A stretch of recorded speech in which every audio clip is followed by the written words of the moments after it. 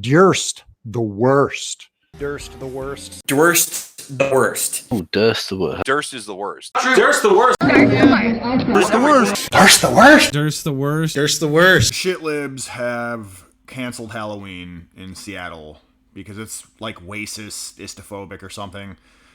So we got a Fox News segment right here talking about it. We got these pod people looking creatures commenting on it. Let's see if they got it right. Cancel culture, Sandra, now hitting Halloween. An elementary school in Seattle scrapping its annual pumpkin parade. They say so funny. It's about equity. Joining us now on this is Jason Rance. So, Jason, what school are we talking about and what are they doing? We're talking about Benjamin Franklin Day Elementary. They decided that they would cancel Halloween festivities because of concerns over equity and inclusivity. And specifically, they make the claim that their black male students do not celebrate Halloween, that black teens in general don't, and so they want to get rid of it. So, I mean, anybody that lives in a city knows that black kids oftentimes are seen during trick-or-treating showing up to white neighborhoods without costumes, just like a big old bag or like a pillowcase, just loading up on the YP Pose candy. I mean, anybody that's honest knows that, yeah, I mean, they don't celebrate Halloween per se. They just use it as an excuse to go, like, load up on free candy, which is, like, their food supply for the week. It seems like a silly excuse. I've never heard of that. I had to have some of the sort of awkward conversations with black friends of mine saying, wait, is this a thing and I just missed it? I'm saying, no, it seems to be that it's just performative virtue signaling. It's an equity team that made this decision. I was fully expecting them to come out and say, well, not everybody can afford the costumes. That's why we're doing it, which is a legitimate concern that could be mitigated. But for So first of all, he starts off saying, my black friends and blah, blah, blah, I had to talk to them and equity and it's just, a diversity consultant or whatever. No, it's a typical attempt at, of progressives at, like, removing anything that's perceived as white, okay? It's them decolonizing everything, deconstructing everything, right? It's critical theory, it's critical race theory, worming its way into everything, which is just anti-white theory, right? I mean, we know that Halloween is like what a pagan, like European tradition, right? So it's like anything that's perceived as white has to go. And we're 20% into the segment, and they still have not brought that up. We'll see if they bring that up.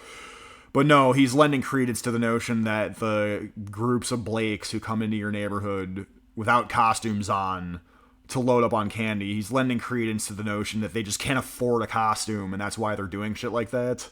And, oh, no, my black friends tell me it's just virtue signaling. No, it's beyond that. It's them trying to remove anything from any space that is perceived as white. But do continue. For them to come out and just say, yeah, black boys don't celebrate Halloween is just absurd. I know that I've seen plenty of African-American boys and girls celebrating Halloween. Clearly, there are concerns when you have a Halloween parade, or Halloween for that matter, about cultural appropriation, racist stereotypes with costumes. But if you address that with the students, why not let them have a parade? Because it's never about just one concession, dude. These fucking leftists will never, ever, ever, ever, ever have enough. We know that. We already fucking know that. What do you mean? And he's granting the premise, this fucking pod person, this boomer Reaganite conservative. This is conservatism. They grant, dude, every 5 to 10 or so years, we've been saying this, they grant every single premise that the left throws down. Oh yeah, cultural appropriation and insensitive costumes at parades are a legitimate concern, yada, yada, yada. No, they're fucking not. No, they're not. I saw some shitlib whining about how some dude had a noose around his neck as a Halloween costume. Like he had some sort of generic gore kind of costume with a noose around his neck. And she was whinging to him. And then later on Facebook about how that's racist because lynchings during Jim Crow South. Like, it's not a legitimate fucking concern. What? Yeah, exactly. Just actually address what this is about rather than make up something. What I find it's all made up. Patently absurd in all of this is in place of the Halloween parade that they're going to do, they will be offering what they call inclusive fall events, like, and I'm not making this up, thematic units of study about the fall. So I'm assuming they're going to be confiscating the bite-sized Butterfingers and giving them like leaves and saying, let's do a lesson on why they change color during this time. Art the Clown sighting? Hell yeah, dude. He's iconic now. Awesome. That's not what kids want. And the problem is these kids have friends at other schools who will be celebrating, and they're going to be feeling all left out. So I guess equity now means making sure everyone is equally miserable and bored. Dude, it's like 7 kids, not even. This isn't even fucking, like, okay. They're canceling Halloween, again, because it's perceived as white. We're halfway through the segment and they still haven't brought it up. You know, this is Seattle, and Seattle has got a reputation for doing things like this. But just after we ran the promo, promoting your segment coming up, somebody tweeted to me a letter from the East Lansing Public Schools in East Lansing, Michigan, which we have confirmed that they canceled both the celebration of Halloween and Valentine's Day for the same reasons. This guy looks like a fish or something. He looks like an aquatic. He looks like he's got gills and fins underneath this fucking empty suit or something. Look at this fucking weirdo. I'm not just like marveling at what these people look like. And I mean, yeah, absolutely. I think we clearly see this move around the country. And these are schools that for a lot of folks, they don't think this kind of stuff is going to happen there. Like, I escaped these big cities with the liberal leaders. But no, those liberal folks, those progressive folks take over equity teams, they take over school boards, and they're making all of these decisions in large part, like it happened here in Seattle, without even consulting with the parents. The parents apparently have no say. While at the same time, a lot of these schools lean into holiday celebrations, holidays that none of us have ever heard of and no one actually celebrates at the school, but they do it for the wokeness of it all. Like, yo, Kwanzaa, and no mention of the fact that wokeness is just code for anti-white. Diversity and inclusion is just code for anti-white. Banning any holiday that's like pagan or European in origin is anti-white. So they never talk about that. They just punt it down the field. They punt the ball down the field every single time. You know, they don't even try to get the whatever, like 2-point conversion or whatever the fuck, or 3-point conversion, whatever the fuck you want to call it. So use sports ball analogies because the boomers can't pay attention otherwise. But it's like, you see, again, they've granted almost every premise, but they've also like downplayed, oh, the silly libtards.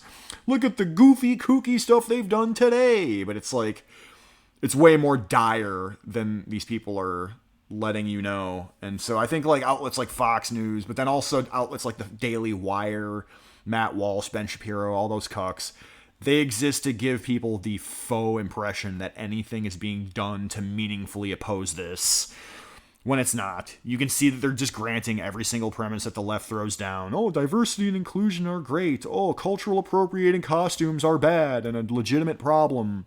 Oh, you know, these are just triggered snowflake little lambs who didn't do nothing. And, oh, you know,